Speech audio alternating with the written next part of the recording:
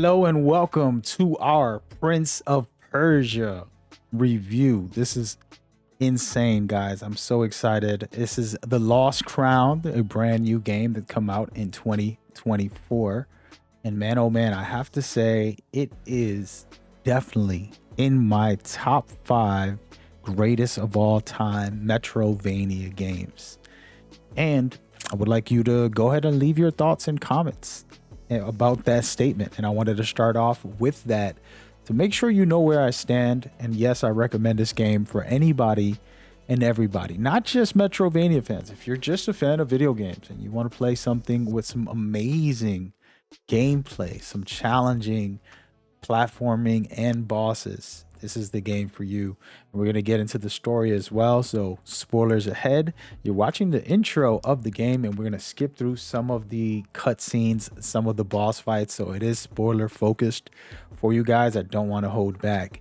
I had the honor and privilege of getting an early copy from Ubisoft, and I was excited because I love Prince of Persia, but I will want to rewind this whole topic and give you guys the grounded version before I get into why I have it in my top 5. But basically, this game, this series has been special for me. I loved it. When they announced that it was going to be a Metrovania style game, I said, no, why would you do that? I love the 3D trilogy, Sands of Time, etc., etc. It was a good game for me. And now you're going to ruin it. It's honest what I thought. And then I watched the gameplay, started seeing teasers, started seeing official trailers, the gameplay and all that, and I said, wow, wait a minute, this game looks fun. This is a cool game. It looks cool. Regardless of my personal expectation of something else, I can't put all that weight on this one game. So it really changed when I decided I wasn't going to be closed-minded. When I decided, let me give it a fair shot, see what the game can do. Okay. And that is where my excitement started to build as I watched more and more reveals and saw a lot of gameplay as I could, as I usually do a lot of research before I play a game. I have been partnered with Ubisoft for a bit now. So they were lucky, kind enough to give me a copy. So really appreciate partnering up with them. And when they gave me the copy, it was about a week or so before the release of the game. And I pretty much spent every single day, 12 plus hours playing the game and trying to make sure I get everything, do everything, etc., etc. And I could say happily, easily, 100% factually that this game is a blast. And it's a big deal because it's rare that I play Metrovania style games and I say, oh, this is great. There's some that are okay, there's some that's decent, but it's few that are like Castlevania, Metroid, Hollow Knight, those type of games that are just like, whoo, this is special. So props to the team who made this game. Props to Ubisoft for even allowing them and taking the risk. It was a big risk. Just fans like me were skeptical, but they succeeded. All right, with all that out of the way, I want to start off with the story just to kind of get it out the way. There's so much in this story that I thought was charming and beautiful. First of all, Sargon's a handsome man, right? Like he's built like a god, and he's got swagger to him. You could see with his movement and his ability, but he's also very wise, very supportive, very loving character through it all. And that's special. And sometimes you don't get that out of a hero. And I love that about it. Now, he's not the Prince of Persia, sure, but I thought it was a great way to add a different perspective to the game. He's trying to save the Prince of Persia. He's trying to, continue the legacy and protect this homeland, which you have to admire and appreciate. So with all that out of the way, we're going to skip through some story. I'm going to get into some things and talk about my experience with this game and what I really loved. And it starts off with the betrayals. It starts off with simple things like your mentor stealing the prince. And then all of a sudden now Everybody's like, I can't believe this happened. And it's a devastating thing. But the trick is there's plenty of plot twists within it all. So you have to start figuring out what to do, what not to do. And you start running into characters like this young girl or the old man, and they're very mysterious at first. But since we know that the Prince of Persia has to do with time travel, we kind of understand this girl. She gets it. She's been experienced in it, as well as the old man who kind of speaks in different metaphors. So it's very interesting. Well, you start off with your mentor betraying you at the beginning. This is important because it is a big deal, guys.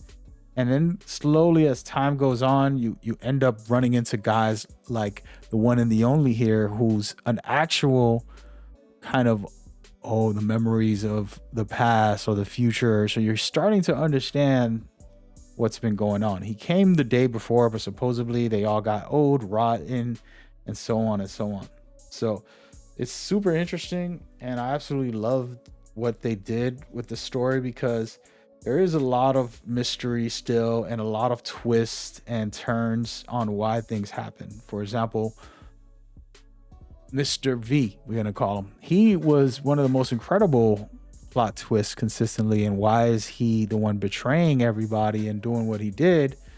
Well, he feels like he's the rightful king. He should be the rightful king. So he kills the prince. And so that changes everything in the story. Now he's the big villain, and that's why you end up fighting him and getting into a lot of craziness. And the reason I want to try to touch on some of this, guys, it's very important that you understand, this does have a story.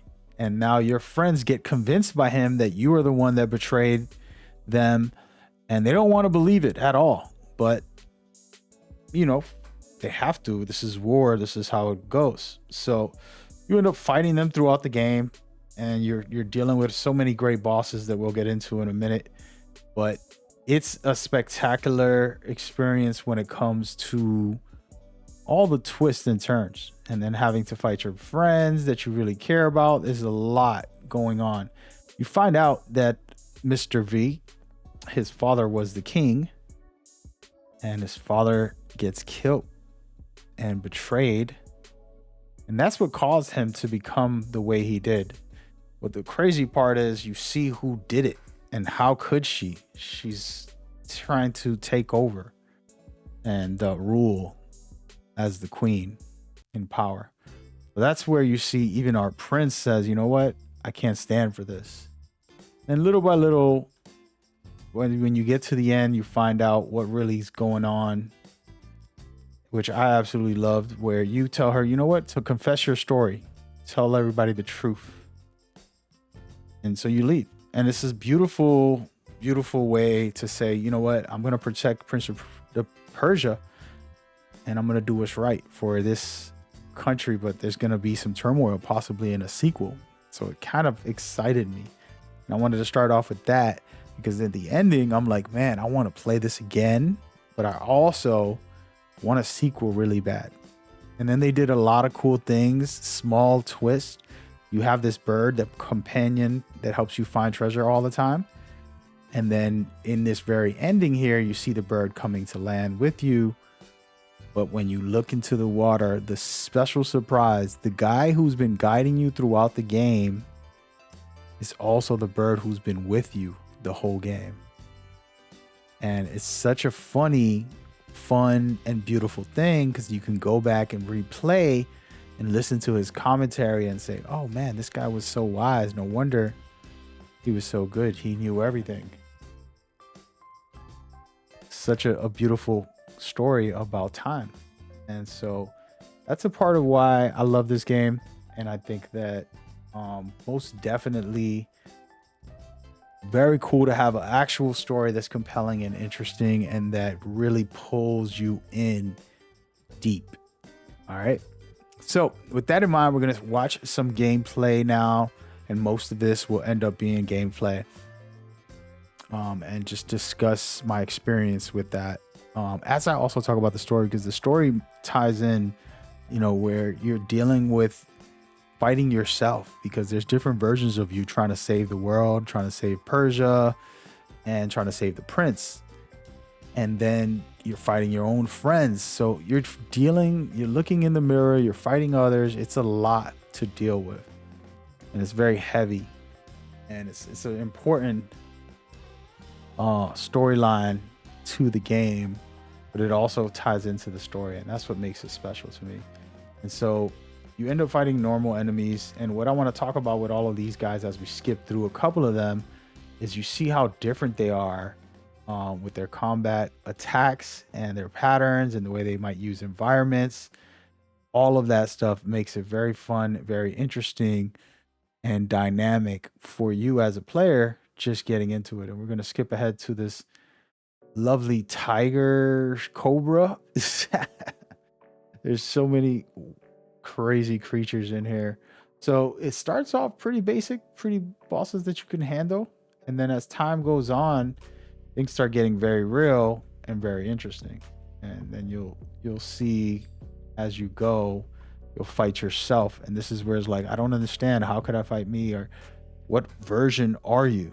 Are you the good guy or the bad guy? And how do you not believe in yourself? And do you really believe you can be corrupted?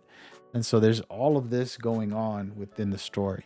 And of course, this is a Metroidvania game, so it's not going to be filled with all just cutscenes and drama. But they did a good job making me very interested in these situations and the scenarios. And I think it would be fun to see more of this in the future. Now, to take a pause, Kiana, if you guys watch my personal gameplay, you'll know that she was very challenging. I had to go back and change my whole loadout just to fight her and to try to win. And I did it in different ways. I actually went back and fought her multiple times because I had saves. And I thought that was amazing. She has some great phases, as you can see right here. This is one of them. And I think personally, she is probably my favorite, most memorable.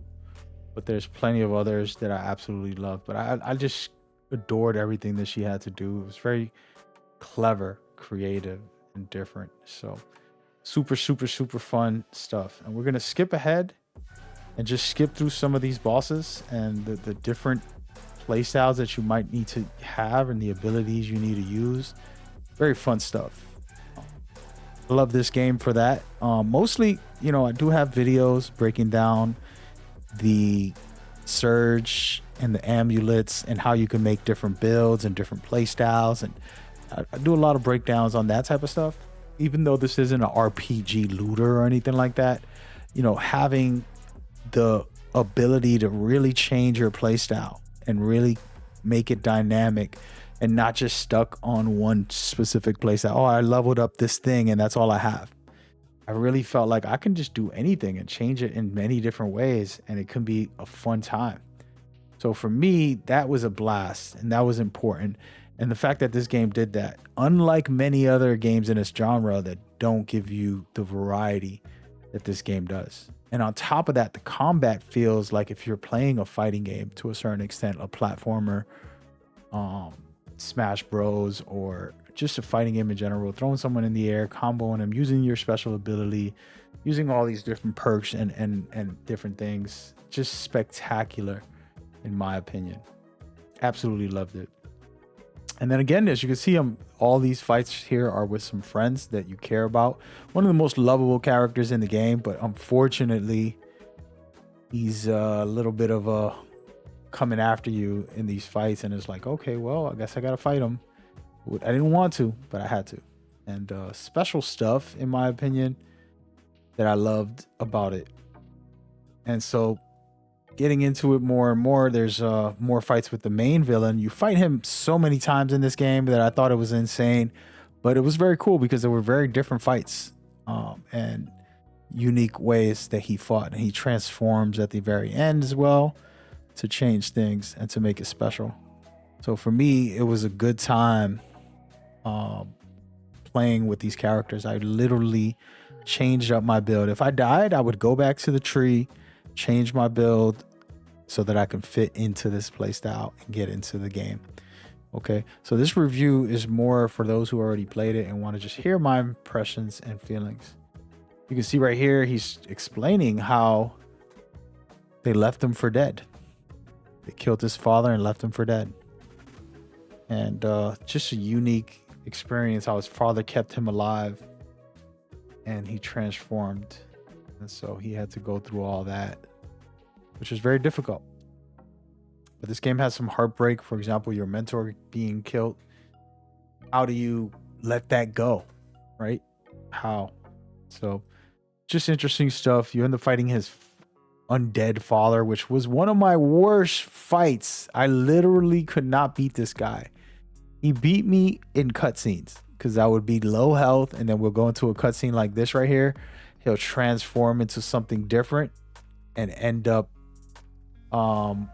doing damage to me during the cutscene. It was so frustrating for me because I know I'm better than that.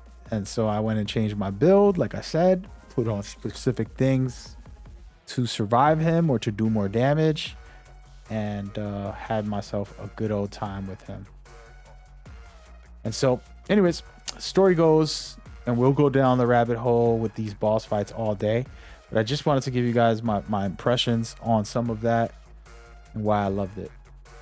And last but not least, we're going to go right into the one and the only amazing.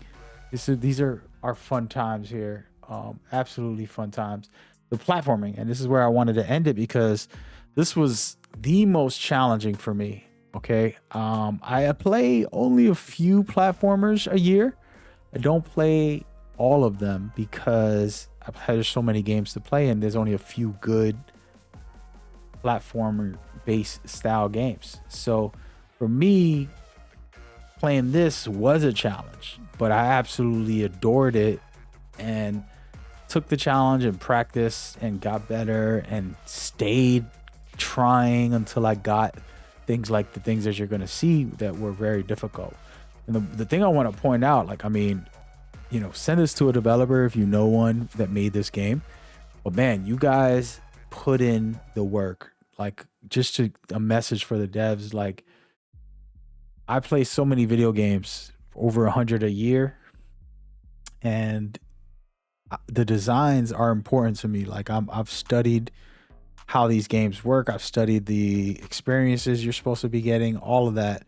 And if I don't get what I deserve, I'm like, wow, you guys wasted a game.